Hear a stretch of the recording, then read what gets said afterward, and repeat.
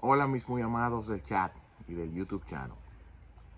El sermón de hoy es en respuesta a una pregunta sobre el Evangelio de Juan cuando Jesús entra al templo, saca a los fariseos, limpia la casa y acusa a los fariseos de haber hecho su casa una cueva de ladrones.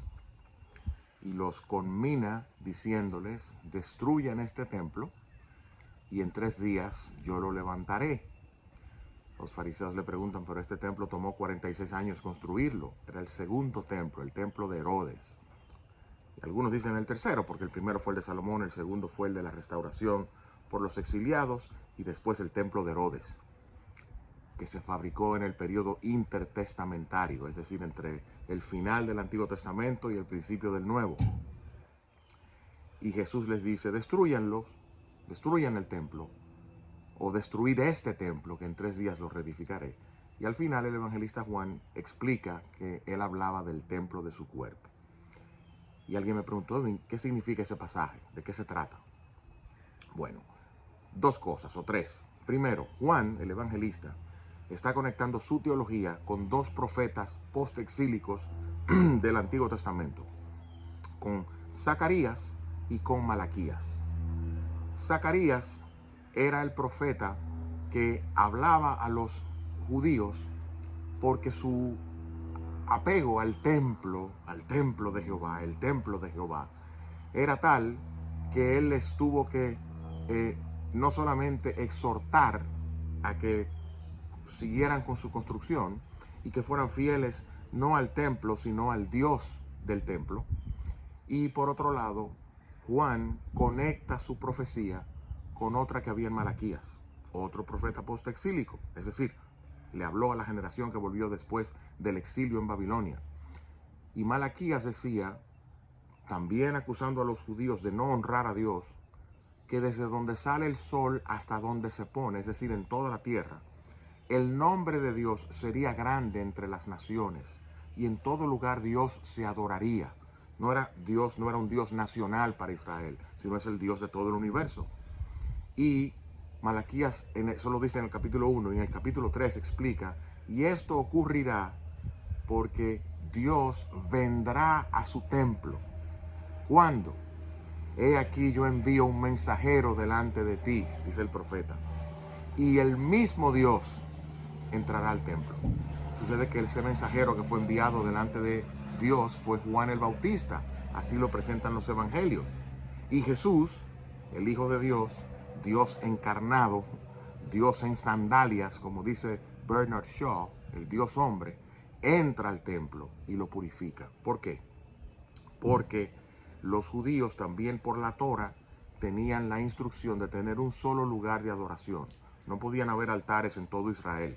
Eso provocó la ira de Dios en el pasado. Había un solo lugar de adoración, estaba en Jerusalén, estaba en el templo. Ahí estaban los sacerdotes, ahí estaba el tabernáculo, entre comillas, ya no era un tabernáculo, ya era un templo, ahí se ofrecían los sacrificios. Los fariseos hicieron un negocio, y los sacerdotes. ¿Cuál? Para que la gente no cargara con los animales por todo el camino, ellos vendían los animales en el templo y cambiaban la ofrenda que cada judío tenía que traer por un animal que era certificado de que se podía ofrecer en sacrificio.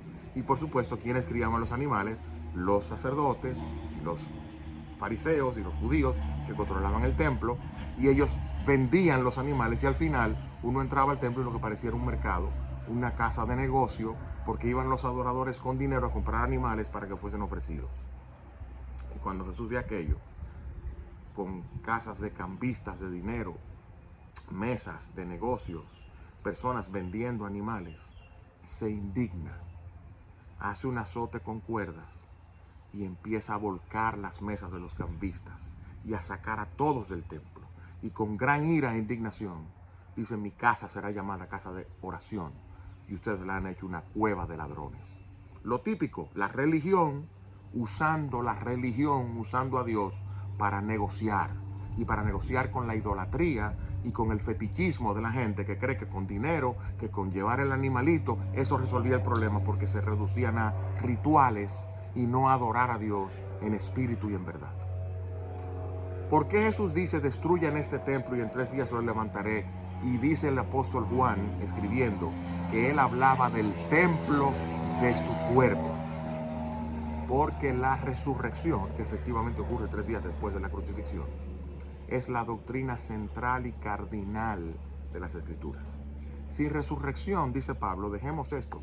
Si Cristo no resucitó, nosotros somos dignos de conmiseración. Somos unos infelices creyendo en mitos y en leyendas y en mitologías. ¿Por qué la resurrección es tan central? Y Juan empieza su evangelio con ese elemento. Porque la resurrección de Jesús es la prueba de que su muerte en la cruz fue pagando por el pecado que otros cometieron, no los suyos. La paga del pecado es muerte, la dádiva de Dios es vida eterna en Cristo Jesús. ¿Por qué Dios acepta el sacrificio de Jesús en lugar del sacrificio del pecador?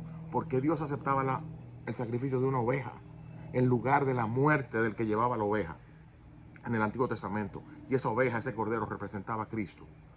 Precisamente porque Dios intercambió la justicia perfecta, la obediencia perfecta, la vida perfecta de Jesús, haciendo que en la cruz Él pagara por nuestros pecados y nuestras maldades, para no traer sobre nosotros la muerte eterna, la destrucción eterna que merecen nuestros pecados.